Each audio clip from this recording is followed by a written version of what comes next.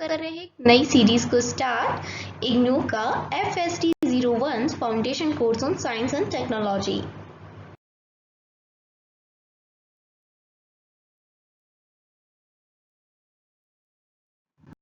सो unit 1 है हमारा science as a human endeavour. Endeavour means होता है प्रयास, ठीक है।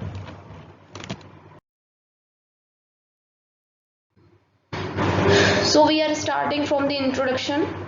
डोंट वरी, इंग्लिश में मटेरियल है, हिंदी में एक्सप्लेन करूंगी ताकि जो हिंदी मीडियम के लोग हैं आप भी अच्छे से समझ सकते हैं। Science is a human Endeavour means जो ये साइंस है वो ह्यूमंस का प्रयास है। विज्ञान ह्यूमन का यानी इंसानों का प्रयास है, सही बात है। इंसानों ने बहुत टाइम से बहुत सारे प्रयास करे तब जाके आज की डेट में हमें साइंस के इतने सारे चमत्कार देखने को मिलते हैं। अकेले साइंस तो कुछ नहीं है ना कि खुद ही कुछ हो रहा है। साइंटिस्ट हैं, बहुत सारे इंजीनियर्स, ये सब करते रहते हैं ना कुछ, तभी हमें साइंस का कोई ना कोई चमत्कार देखने मिलता है। Human beings from prehistoric times attempted to control nature for their own welfare. For this, they had to observe and understand nature. देखो, अनंत काल से चला आ रहा है, ये अभी की बात नहीं है कि खुद के वेलफेयर के लिए ह्यूमन बींग्स ने नेचर को कंट्रोल करना चाहा और उसके लिए उसने क्या किया कि नेचर को समझने की कोशिश की, ऑब्जर्व किया। Out of such an understanding, they found the means to make nature yield goods according to their needs. और जब उन्होंने नेचर को समझा, प्रकृति को समझा, तो उन्होंने उन तरीकों को फाइंड कर लिया जिसके द्वारा वो नेचर से कुछ अच्छा हासिल कर सकें अपनी ज़रूरतों के हिसाब से। While this understanding led to useful application, it also opened up further questions and avenues of enquiry, enriching the stock of knowledge. देखो, अब इस अंडरस्टैंडिंग से जो इंसान ने नेचर की उससे बहुत सारे काम आसान हो गए, लेकिन बहुत सारे और नए क्वेश्चंस खड़े हो गए, बहुत सारी नॉलेज बाहर आ गई। And this in turn led to improved techniques for satisfying their needs. और इसी के तरीके से जब हम और ज़्यादा समझते गए तो नई नई चीज़ें, नॉलेज खुलती गई और टेक्निक्स में, टेक्नोलॉजी में इम्प्रूवमेंट आता रहा, ठीक है। This process of understanding nature and using that understanding to control nature is what may be called science. तो यही है साइंस। क्या है साइंस? ये एक प्रोसेस है नेचर को समझने की एंड देन समझने के बाद नेचर को कंट्रोल करने की। इस प्रोसेस को हम साइंस कहते हैं, क्योंकि किसी भी चीज़ को आप कंट्रोल तभी अच्छे से कर पाओगे जब आप उसको समझोगे। सपोज कोई गेम आया है, ठीक है, कोई गेम आया है रिमोट कंट्रोल का। आपको उस रिमोट की मदद से किसी उस कार को कंट्रोल करना है। आपके पास ऐसे कोई खिलौना है, कोई गेम है, कुछ भी है, तो जब तक आप उस गेम को समझोगे नहीं, अंडरस्टैंड नहीं करोगे, तब तक कंट्रोल कैसे पाओगे उस गेम पे। सिमिलर कॉन्सेप्ट है साइंस का कि हम यहाँ पर नेचर को समझते हैं और फिर नेचर को कंट्रोल करते हैं। इस प्रोसेस को साइंस कहते हैं। The process is certainly not without ups and downs. और देखिए, हर प्रोसेस में, लाइफ की हर प्रोसेस में अप्स एंड डाउन्स तो आते हैं, उतार चढ़ाव आते हैं। The story of ups and downs in science at it grew in society is very interesting. लेकिन यहाँ जो साइंस में अप्स एंड डाउन्स आते हैं समाज में हमारे, काफ़ी इंटरेस्टिंग है। जैसे कि हमने पहले कहा था, but surely by now you may be wondering why you should know the history of science, है ना। आप सोच रहे होंगे कि क्यों फिजूल में हम ये हिस्ट्री वगैरह पढ़ें, अभी जो टेक्नोलॉजी आ रही है या जो एग्ज़ाम में आ रहा है वही सीधा पढ़ लेते हैं। क्या करेंगे हिस्ट्री ऑफ साइंस जान के? Will it mean memorising a lot of dates, names and places? क्योंकि जब भी हिस्ट्री की बात आती है ना, हिस्ट्री, तो दिमाग में सबसे पहले क्या आता है? तारीखें याद करनी पड़ेगी, नाम याद करने पड़ेंगे, प्लेसेस याद करने पड़ेंगे, है कि नहीं। लेकिन भाई हम यहाँ पर हिस्ट्री ऑफ साइंस पढ़ रहे हैं, ठीक है। Well, in the first unit we will provide you with the answers to these question। तो इसके सारे आंसर्स मैं आपको देने वाली हूँ यूनिट 1 के अंदर। We will also discuss in brief some aspects of science in the present day society। और कुछ एस्पेक्ट्स भी देखेंगे जो आज की सोसाइटी में हमें देखने को मिलते हैं साइंस के। Roots of science. आज आप जो साइंस देखते हैं वहाँ उस साइंस की स्टार्टिंग कहाँ से हुई है, कहाँ से उसकी रूट्स है। We shall see how the transition from a primitive society to an agricultural society had led to the birth of science। आपने कहीं ना कहीं तो मतलब बचपन में कभी ना कभी ऐसा पढ़ा होगा ना अर्ली मैन्स के बारे में, है ना, कि वो पहले कैसे रहते थे और प्रिमिटिव सोसाइटी थी किस प्रकार की थी, कैसे उन्होंने सेटल्ड लाइफ जीना सीखा। पहले बंजारों की तरह इधर उधर घूमते थे, कच्चा मांस खाते थे, कैसे तो उन्होंने एक जगह रहना सीखा, खेती सीखी, और ट्रांसपोर्टेशन के लिए पहले उन्होंने कैसे व्हील का आविष्कार किया, एंड सो ऑन। आज तो देखो बुलेट ट्रेन चलती हैं। तो किस प्रकार से ये ट्रांजिशंस आए, तो ऑब्जेक्टिव्स क्या होंगे हमारे इस यूनिट को पढ़ने के बाद। उस यूनिट को पढ़ने के बाद हम क्या क्या चीज़ें बता पाएंगे, हम बता पाएंगे explain why one should be aware of the study of history of science. तो क्यों किसी को हिस्ट्री पढ़नी चाहिए साइंस की, ये हम इजीली बता पाएंगे। And what is mean by the history of science, और आखिर में हिस्ट्री ऑफ साइंस है क्या। और हम ये भी बता पाएंगे कि आज के प्रेजेंट टाइम पे क्या एस्पेक्ट्स हैं साइंस के सोसाइटी के अंदर। तो ये सारे क्वेश्चन यूनिट 1 को पढ़ने के बाद हम इजीली बता सकते हैं, और हाँ, इससे कुछ ज़्यादा ही हम बता पाएंगे। 1.2 linking past with present. The history of human civilization shows that the progress of science has not always been steady. There were tremendous advances in mathematics in India about 2000 years ago and in medicine about 2500 years ago, 2500 साल पहले. But no comparable developments have taken place here in the last 2000 years. तो देखो जो हमारी ये human civilisation है, हम इंसानों की जो सभ्यता है, इसने ये दिखा दिया है कि जो प्रोग्रेस हुई है साइंस में ये कभी भी स्टडी नहीं रहा है। ठीक है, हमने बहुत खतरनाक तरीके दिखाए हैं, मतलब मैथ्स में भी जीनियस रहे हैं हमारे यहाँ 2000 साल पहले भी, मेडिसिन के क्षेत्र में भी रहे, बट कोई भी उस हिसाब से कोई भी कंपेरेबल डेवलपमेंट नहीं हुआ पिछले 2000 वर्षों में। 2000 जो वर्ष हुए उनमें कोई भी ऐसा खास डेवलपमेंट हमने नहीं देखा। When sophisticated calculation and observations were being made in India in ancient time, Europe generally was in the primitive stage। और आज हम इतने पिछड़े हुए हैं, जिस टाइम पे यूरोप के लोग प्रिमिटिव स्टेज पे थे, यानी वही अर्ली मैन की स्थिति में थे, तब हमने बड़ी बड़ी कैलकुलेशन और ऑब्जर्वेशंस कर ली थी इंडिया में। जानते हैं आप ये बात। On the other hand, while India was being ruled and exploited by the British, there was a flowering of the history of science industrial revolution in Europe।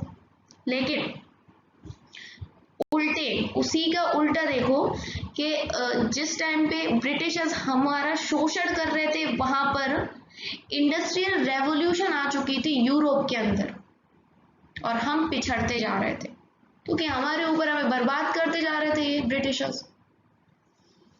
The picture is complex, but we cannot deny that science and human affairs are closely connected, and together they give rise to what we called human civilization।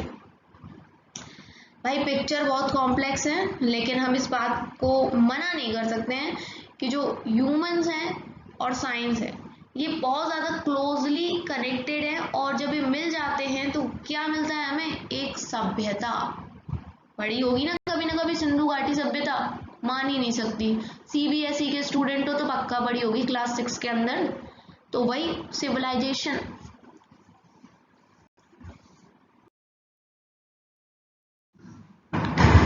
today many questions related to life and happiness like the following worries.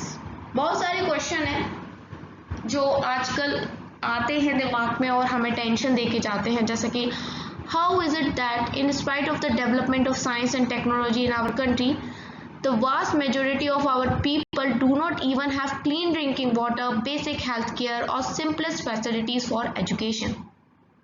कि हमारा जो country है उसके अंदर इतना development हो गया science and technology के अंदर, लेकिन उसके बावजूद भी लोगों के पास साफ पानी नहीं है पीने के लिए, बेसिक जो हेल्थ केयर होने चाहिए वो नहीं है ना। बहुत सारे गाँव में तो हॉस्पिटल्स ही नहीं है, सिंपल फैसिलिटीज नहीं है एजुकेशन की।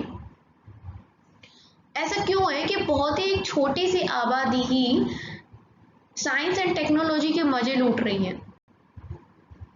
While the latest techniques of surgery are available to a teeny minority, most people do not get even basic medical care. Why are essential medicines so expensive in our country? आपको पता है बहुत सारी ऐसी बीमारियां हैं जिनका इलाज बहुत महंगा होता है, लाखों लग जाते हैं, एक इंजेक्शन ही बहुत महंगा आता है, उनको अफोर्ड नहीं कर पाते, गरीब लोग मर जाते हैं तड़प के और अमीर लोग उसका फ़ायदा उठाते हैं। तो ऐसा क्यों है, इतना अंतर क्यों है जब हमारे यहाँ इतनी साइंस है टेक्नोलॉजी है? क्वेश्चन आते होंगे दिमाग में, ये क्वेश्चन मैं नहीं पूछ रही हूँ, ये जनरल क्वेश्चन हैं जो कि हम यहाँ पर डिस्कस कर रहे हैं। इवन हाईफाई ट्रीटमेंट की बात तो छोड़िए, मेडिकल्स ही नहीं होते हैं बहुत सारे गांव में, विलेजेस में, वो इतने पिछड़े हुए हैं और जो भी ज़रूरी मेडिसिन्स होती हैं वो बहुत महंगी होती हैं। आपने पुरानी मूवीज़ में तो देखा ही होगा ना, किसी का कोई ना कोई हीरो हीरोइन का कोई पेरेंट बीमार होता था और उसके इलाज के चक्कर में वो मेहनत करते थे, क्या क्या करते थे, ऐसी मूवीज़ बनती थी ना पहले। How is it that our science and technology is not as advanced as that in the West or in the socialist country? In spite of glorious beginnings thousands of years ago, why have we fallen so far behind? एक question ये मेरे दिमाग में आता है और उसका answer खैर मैं जानती हूँ बहुत कुछ तो, और हम डिस्कस करेंगे, हमें बहुत सारी चीज़ें मिलेंगी। नॉट आपको साइंस और टेक्नोलॉजी के इस इग्नू के ही एग्ज़ाम में अच्छे नंबर मिलेंगे, आपका दिमाग भी खुलेगा और आपको बहुत सारे क्वेश्चंस के जवाब मिलेंगे। और आज का ज़माना ही साइंस और टेक का है, तो आपको ना ये चीज़ें पता होनी भी चाहिए। तो इसको पढ़िए, आप ध्यान लगा के ही पढ़िए, जस्ट फॉर नॉट नंबर लाने के लिए मत पढ़िए, वैसे भी पढ़िए। तो एक क्वेश्चन ये भी आता है कि भाई हम वो थे जिन्होंने मेडिसिन के क्षेत्र में, मैथ्स के क्षेत्र में, हर चीज़ में, एस्ट्रोनॉमी वगैरह सब में हम इतने आगे थे, फिर ऐसा क्या हुआ कि अब हम इतने पीछे हो गए हैं और वेस्टर्न कंट्रीज इतनी आगे हो गई हैं? ये क्वेश्चन बहुत आता है दिमाग में। How is that a group of countries in the West have advanced and sophisticated machines, excellent health care and good standards of living while we do not have? West में आप जाओगे, वेस्टर्न कंट्रीज में आप जाओगे तो वहाँ पर बड़ी उन पर मशीन्स हैं, हेल्थ केयर सिस्टम बहुत अच्छा है, एजुकेशन बहुत अच्छी है, उनकी लिविंग बहुत अच्छी है, बहुत हाई स्टैंडर्ड है, और हमारा नहीं है ऐसा भी कुछ। क्यों? Is it true as some in our country now say, and some of our colonizers have said in the past that science and India have nothing to do with each other? क्या ये सच है कि कुछ लोगों ने, कुछ coloniser ने पहले ऐसा कहा है कि साइंस और जो इंडिया है उसका आपस में कुछ भी लेना देना नहीं है? आपको ऐसा लगता है क्या? मुझे कमेंट करके बताना, मुझे तो पता नहीं किसने ऐसी बात कही है, बकवास। Our culture this is purely spiritual, वो बोलते हैं कि हमारा जो कल्चर है वो प्योरली स्पिरिचुअल है। Science bring mystery and spirit souls, hence we should concern ourselves mainly with the scriptures and not with the test tubes. Does this correspond with reality? Can we really do without science? देखो, मैं मानती हूँ हमारे यहाँ भगवान, spiritual, ये सब चीज़ों को बहुत मानते हैं, लेकिन साइंस हमारे यहाँ बहुत पहले से था। मेडिसिन के क्षेत्र में और सब चीज़ों के क्षेत्र में हम बहुत आगे थे, और पहले से ही हज़ारों साल पहले से हमारे यहाँ साइंस था। सो मैं इस बात से बिल्कुल एग्री नहीं करती। While science has brought enormous benefits to human beings, it has also been used as means of destruction. देखो साइंस ने हमारी लाइफ बहुत आसान कर दी है, बोल नहीं किया, बहुत ज़्यादा आसान कर दी है, बट इसने हमारी लाइफ में तबाही भी लेके आई है ना। बहुत सारी चीज़ें होती हैं। अब देखते हैं यहाँ पर क्या लिखा है, फिर मैं आपको बताऊंगी अपने मन से। Today, an important question facing US is how to control and eliminate the threat of total destruction which a nuclear war may cause. हाँ, अभी सबसे बड़ा मुद्दा बना हुआ है यूनाइटेड स्टेट्स का और सभी का कि कोई किसी पे ये न्यूक्लियर वॉर ना कर दे, क्योंकि वो खुद मरेगा तो मरेगा, जिससे लड़ाई नहीं कर रहा वो भी मर जाएगा, क्योंकि भाई ये न्यूक्लियर वार है, कोई नॉर्मल से बम नहीं है कि जहाँ फेंका वहीं धमाका है, बहुत भयंकर होता है ये। तो ये भी एक लगा रहता है खतरा, और जिसमें कि चाइना और पाकिस्तान तो नंबर 1 पे, कुछ आता तो है नहीं, बस एक ही चीज़ कहते रहते हैं, न्यूक्लियर वार की धमकी देते रहते हैं। How to establish a world where the relations between nation and people will be peaceful. और ऐसा नेशन हम कैसे इस्टेब्लिश कर पाएंगे जहाँ पर जो लोग हैं और जो उनका नेशन है, कंट्री है, उनके बीच में रिलेशंस एकदम पीसफुल रहे। तो ऐसे बहुत सारे क्वेश्चंस हैं। देखो साइंस ने तरक्की की है, लेकिन साइंस की उस तरक्की की वजह से हमने अपना शरीर बर्बाद कर लिया है। हर जगह के लिए हम गाड़ियाँ लेके जाते हैं, चलना चाहते नहीं है, सीढ़ियाँ नहीं चढ़ना चाहते, लिफ्ट्स का यूज़ करते हैं, और ब्लेंडर, मिक्सर ग्राइंडर इनका यूज़ करते हैं। पहले सारे मसाले हाथ से कूटते थे, तो ऑलरेडी हमारी एक्सरसाइज होती थी, कोई जिम वगैरह नहीं जाता था पहले के टाइम पे, और ना ही इतनी बड़ी बड़ी खतरनाक बीमारी होती थी। आजकल तो हर दूसरे आदमी को डायबिटीज़ है, हाई बीपी, पता नहीं कौन कौन सी बीमारी है, पहले नहीं होती थी ये। क्यों? क्योंकि इंसान काम करता था, खुद करता था, टाइम से खाता था, टाइम से सोता था। आजकल तो पता ही नहीं चलता है, कुछ लोगों का तो 12 बजे के बाद ही दिन शुरू होता है ना। तो ऐसा हो गया है, साइंस के आने से अच्छा तो हुआ है, लेकिन डिस्ट्रैक्शन भी हो रहा है। अभी मैं ज़्यादा लेंदी नहीं कर रही हूँ, ये हिस्ट्री था तो थोड़ा आपको लग रहा होगा थ्योरी है, लेकिन आगे देखो साइंस एंड टेक्नोलॉजी का ये सब्जेक्ट है, तो इंटरेस्टिंग तो होगा ही आगे जाके। बस ये पहला चैप्टर यूनिट 1 है, इसमें हम थोड़ा सा देखेंगे जो बैकग्राउंड है, तो देख लो, क्योंकि बैकग्राउंड पता होना चाहिए आपको। बैकग्राउंड पता रहेगा तो आगे चीज़ें और अच्छी होंगी और समझ में आएंगी। तो अगर मेरे इस चैनल पे ऐसे बच्चे हैं जिनका ये सब्जेक्ट है और वो पढ़ना चाहते हैं, तो लाइक के साथ कमेंट ज़रूर करें और बताएं कि वो इस पे वीडियो चाहते हैं या नहीं। ठीक है, अगर चाहते होंगे तो वीडियो आएगी, अदरवाइज वीडियो नहीं आएगी, क्योंकि मैं फालतू में क्यों बनाऊंगी, फिर मैं दूसरे सब्जेक्ट्स पे ही बनाऊंगी। ओके, तो बता देना जैसा आपको ठीक लगे। And thanks for watching IGNOU Vidya.